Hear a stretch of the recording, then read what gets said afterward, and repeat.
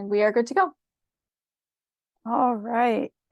So, hey, everyone, welcome to our session today. Today, Crissy and I are going to be talking about how librarians and instructional designers are, often an untapped collaborative resource on university campuses. And we want to highlight how we see collaboration between librarians and IDs, positively impact student success. And we'll be sharing our own experiences of, how we joined forces to support faculty in, creative and innovative quality course design. And we hope that you're able to come up with some ideas for how you can create, similar collaborations at your own institutions. So I am Stephanie Korslund. I'm a senior instructional designer for the College of Arts and Sciences at the University of Cincinnati. Thanks, Stephanie. And my name is Crissy Ross, and currently I'm the director of the library at Cincinnati State Technical Community College. But before this, I was a scholarly communications librarian and then kind of got thrown into open education resource librarianship through the pandemic. So, and I think you'll see as Stephanie and I talk about our experience, how that OER work really evolved over the years. But I have to say, although Stephanie and I are at separate organizations now, Stephanie and I became professional collaborators at a previous institution where we did work together. And as we will explain, our work naturally overlapped. At our previous organization, librarians and instructional designers were housed in the same building, both inside of the university library, allowing us for a very convenient and productive partnership in our work. We have both since moved on from this organization and continue to learn to navigate our new organization structures, which has been a feat in itself. But our new organizations do not include direct links between librarians and IDs, which I know both of us, since we've been at our new places, work to strengthen these relationships because it's not as natural as where we are now as where it was. But this does emphasize how serendipitous and useful our professional collaboration was at our previous place. And we suggest the partnership for all to consider who have not already, regardless of your organizational structure.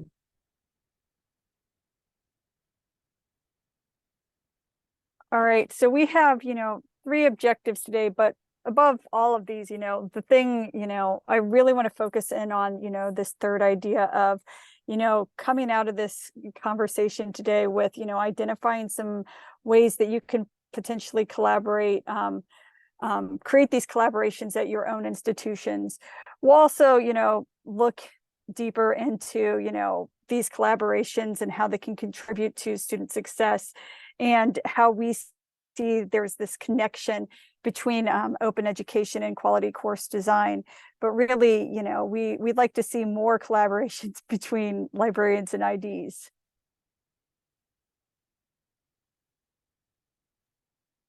So let's start with the basics here. What is an instructional designer and what is a librarian? I know this may sound like an easy question, especially for this group, but I think some may be surprised by just how many people have no idea. To be fair, I think both roles have evolved and continue to evolve considerably over the last few years. And the evolution is probably specific to location and organizational needs, of course. But all of this is to say, librarian and instructional design work vary by organization. And we definitely see that now that we've moved on from our organization, how different it is everywhere. So that's also an interesting idea to look at different places, I think.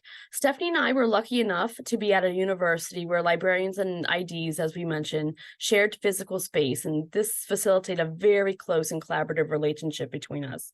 The following is what Stephanie and I discovered through our organic campus work, fueled and sustained by a simple mutual passion for open education resources, or OER.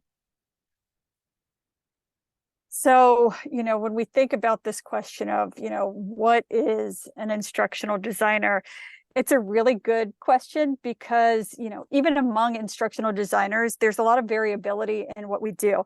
I think, this picture here on the screen of the man with a lot of hats is, very appropriate because, it seems like when you are an instructional designer, you do wear so many hats. We're course designers and builders and trainers. We can be media specialists and project managers, and sometimes we're technical support. And there's even more than that. I think the thing, though, that ties all of us together, no matter what we do in our role as instructional designers, is that we all use theory and pedagogy and research to really inform the work that we do. Yeah, and I don't know if any of the librarians in here could relate to what Stephanie was saying about, multiple hats and a little bit of everything, because I surely can. And that's to say, librarian work as ID work is very complex and diverse, but it continues to evolve day by day. So much is the same that Stephanie describes ID work, and that's, I think, where there's a nice overlap between librarians and IDs. And as noted, we really do, because of these complexities, believe that librarians and instructional designers are a match made in heaven.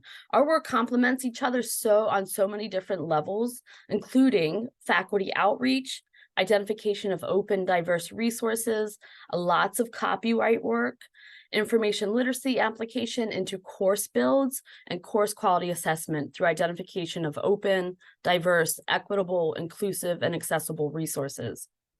Our work as librarian and instructional designer are natural partners for faculty looking for course redesign support. Faculty that contacted the library were able to connect with librarians and IDs, resources and pedagogy, and vice versa. Faculty that sought instructional design support were also able to connect with the library and its resources, promoting what we both had to offer via one point of contact, and ultimately bringing more faculty into the library. And as we know, redesigning courses is complex work. Some might argue it is best suited even for a team approach versus a one-person approach. Teams that support faculty and their pedagogical approach, activity creation, resource identification. Ideally, these teams are passionate also about integrating diverse representation into their courses. Access to experts in accessibility and educational technology are also important in team redesign roles. Redesign teams should support faculty to deliver expert content in an inclusive and dynamic format that supports student retention and graduation rates. And this can be accomplished in a variety of ways, say, for example, by removing financial barriers and selecting open and free resources for a course. Another way, increasing a sense of belonging in the classroom by choosing resources and activities that represent your students and that students see themselves in. This, of course, can be accomplished and customized through open pedagogy work, which is a nice overlap for librarians and IDs. So let's take a deeper look at student success. And there are several ways that student success, can be defined. Generally, though, we think of it being measured by quantitative measures. So things like retention rates, looking at, who returns not only from, a term to term, so fall to spring, but also, who's returning year over year. We can look at things like completion rates. So, students who are completing with their degree within 5 or 6 years. But beyond that broader scope, we can also look more closely at success at the individual course level. So we can look at things like DFW rates. So looking at the rate in which students are dropping, failing, or withdrawing from courses. We can even look at, academic achievement within a single course, focusing more on, what is the average course grade that fluctuates term over term. And there's so many other factors that can influence student success. There's things like self-efficacy, sense of purpose, even, social integration. And so we're actually going to be looking at a case, and the case that we examine here focuses specifically on student success within individual courses, specifically looking at DFW rates and academic achievement.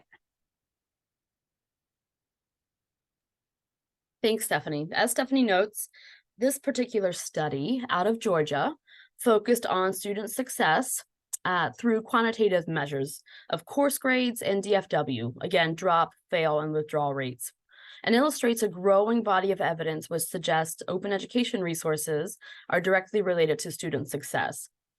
This University of Georgia study evaluated the performance of over 22,000 students who switched from a commercial textbook to an OER in 2018. Looking at the numbers, all students, part-time, full-time, Pell, non-Pell, non-white, had improved grades, and everyone's DFW rate decreased. I'm guessing most of you are familiar with this University of Georgia study. And of course, it begs the question, how do OER specifically support student success? The switch to OER in this study did more than save students money, which in and of itself is important, as higher ed continues to be held accountable for affordability issues and increased diversity. But the switch also impacted student success by improving the quantitative measures of course grades and DFW rates.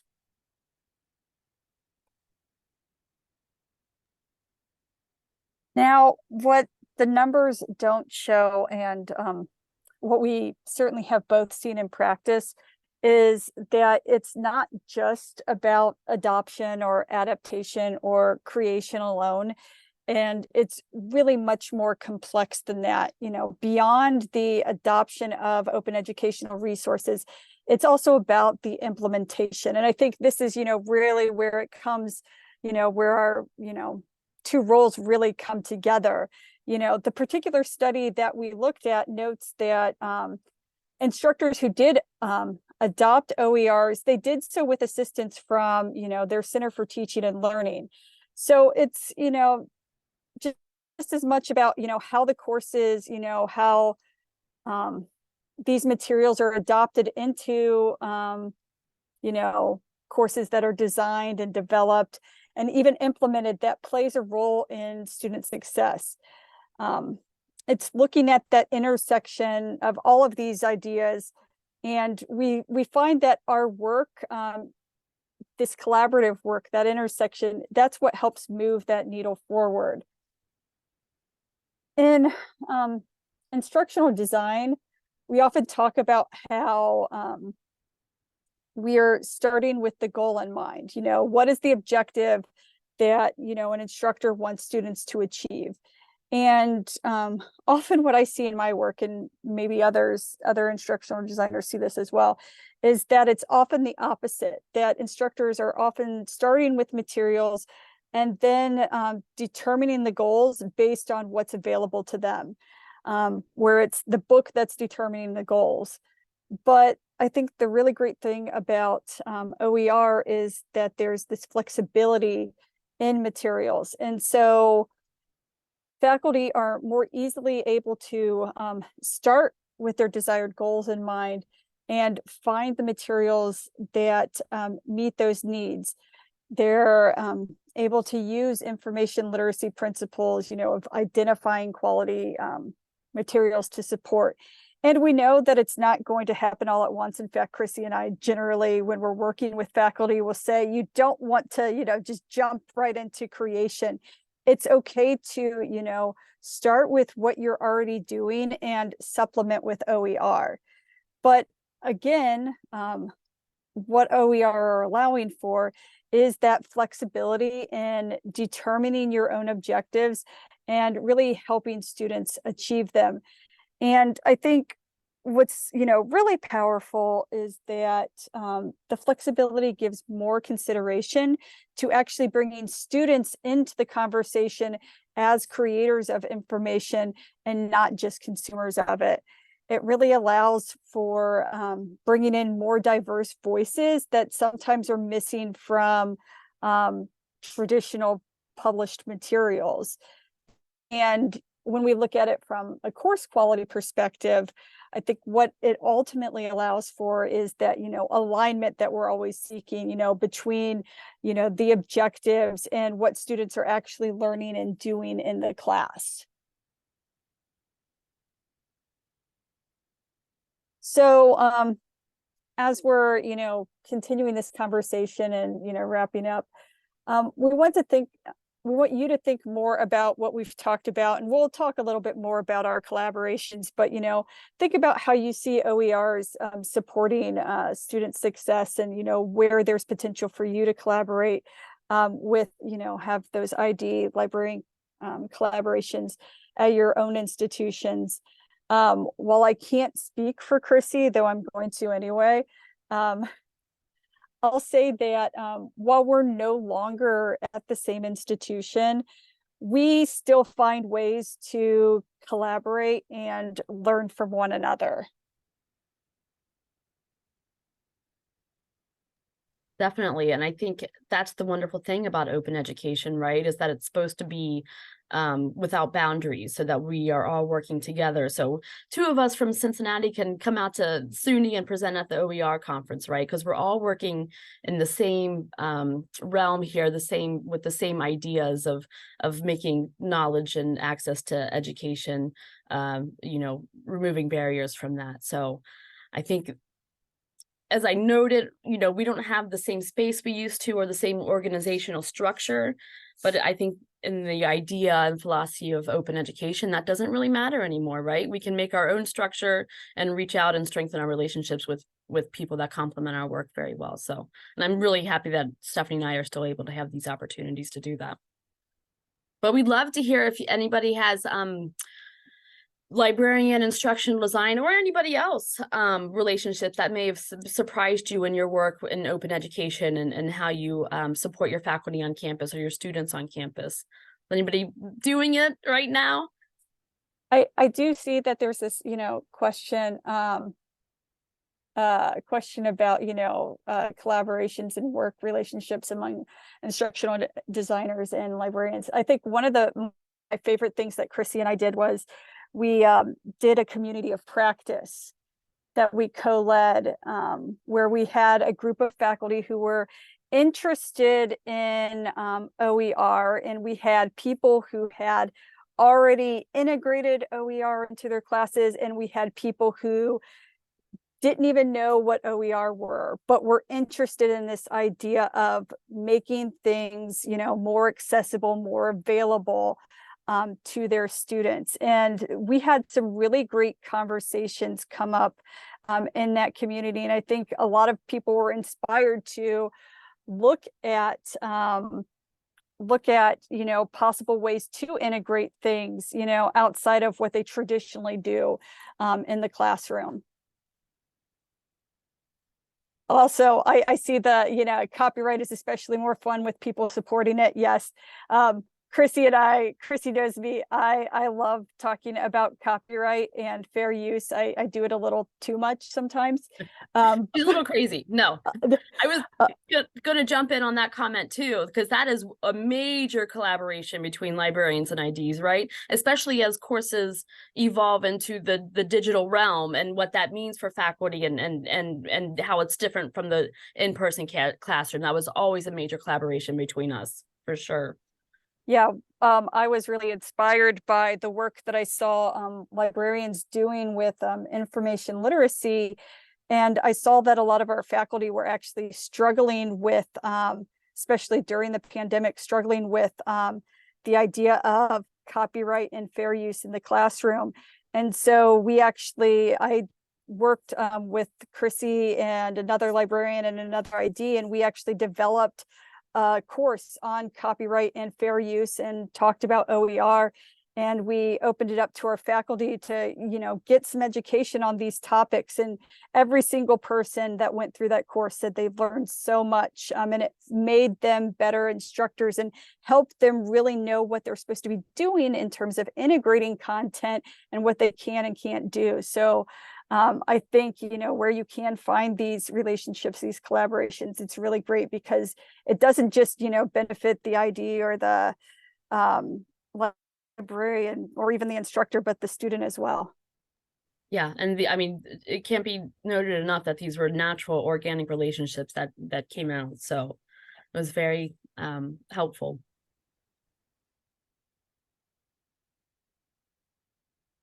Okay, I think we hit our time, right? 2:50. Yeah. we do have one more slide. We'll share it real quick. It does have Oh, sorry. references for the study, the UGA study, which I see everyone cite when they want to talk about student success, but there are a lot of other studies out there that have talked about student success and OER. But again, we know that, you know, student success doesn't just happen on its own. OER in a course doesn't just happen on its own. It's really about, you know, working together to integrate it, implement it, adopt it. Thank you all for joining us today. Yes, thank you. Thank you, Crissy and Stephanie. It's a great presentation. It was great to hear. All right. I think that concludes the conference. This was the last session for today. Appreciate everyone taking time to come and attend the sessions. Hope you enjoyed.